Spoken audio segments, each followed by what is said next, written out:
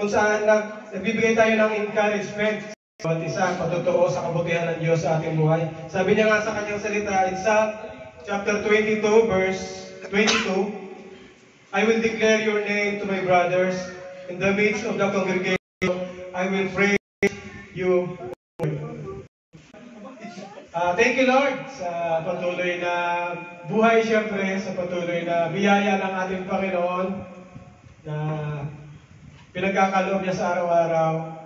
Yung kalusugan natin sa araw-araw, yung pagising natin sa umaga, ay dapat natin ipagpasalamat yan kay Lord kasi hindi natin alam, hindi natin hawak yung buhay natin, hindi natin hawak yung oras natin.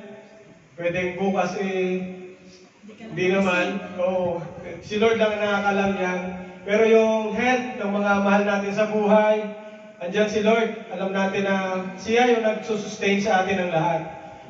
Kaya yun, patuloy lang tayo maging faithful kay Lord. At yung biyaya, handa niyang ibigay sa atin. Basta nakikita niya yung puso natin na nandyan yung pagsunod natin sa Kanya. Amen po. At Diyos, sino pa po? Yan, si Kuya Marlon nga, sabi ko na Glory to God na gusto ko lang pasalamat sa Panginoon no, na miss lang ako sa Panginoon. And glory to God na may tatlo tayong kapatid no, dala dito na miss lang ako sa Panginoon kasi kaya pala binalik ako doon sa shop na yon, siguro para may encounter ko rin sila no. Kasi po nalipat ako ng shop, di ba? Tapos binalik po ako doon. Tapos yung po, minsan nagkakausap kami ni Alvin, gano'n, tapos nag-invite ako. Yung po, ginamit lang ako ng Panginoon, ng mga kapatid, no? Siyempre, ibig sabihin na nag-ano ko sa inyo, nag-invite ako dito. Siyempre, mahal ko kayo, kumbaga, gusto ko ng maayos ang buhay, no? Gusto ko makilala yung Panginoon, no? Kung paano ko nakilala yung Panginoon doon dito. Kasi ako, dati trabaho lang din pinunta ko rito. Pero nung na-invite ako ni Kuya Bong, no? Ang glory to God, nakilala kong Panginoon, no? Talagang nagtuloy-tuloy ako, no? Lagi namin panalangin, sabi niya namin ni Pastora Claudette, lagi kayong kasama sa aming panalangin na magtuloy-tuloy kayo, di ba?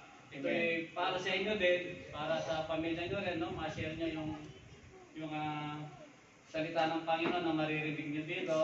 Dalangin namin na hindi ito yung unat uli, no? Dalangin namin na magtuloy-tuloy kayo, no? Yung bindi na alam namin na narinig nyo ngayon ay tumubo yan sa matabang lupa. Kaya sa shot lamang po ang kapurihan. Siyempre, salamat tayo sa Panginoon no? Kasi lagi niya tayong protektahan sa araw na tayo ay nagtrabaho. No, ganun kabuti ang Panginoon. Gigising tayo is pagpapala na yun. Kung natin tingnan yung pagpapala, hindi na tayo babase sa pera. Yung pagising natin is pagpapala na sa buhay natin. Yung makita natin yung pamilya natin sa Pilipinas na maayos sila, nakakain sila ng mabuti, nakikita natin sila, nababahagi natin sa salita ng Panginoon. No? At sa papasalamat niyo po kasi doon sa si Brother Jed, kilala niyo naman po natin ating kapatid na Brother Jed.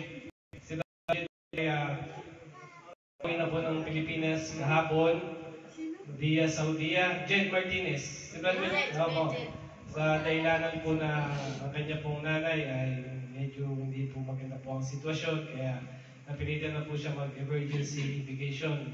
25 days po yung vacation niya, so medyo talaga pong mabuti ang Panginoon kasi naisip ni Jed na magpasama kay Joanne. At sabi ko kay Joanne, sige, sinasuhin ko din yung yung aking final exit sa pisina.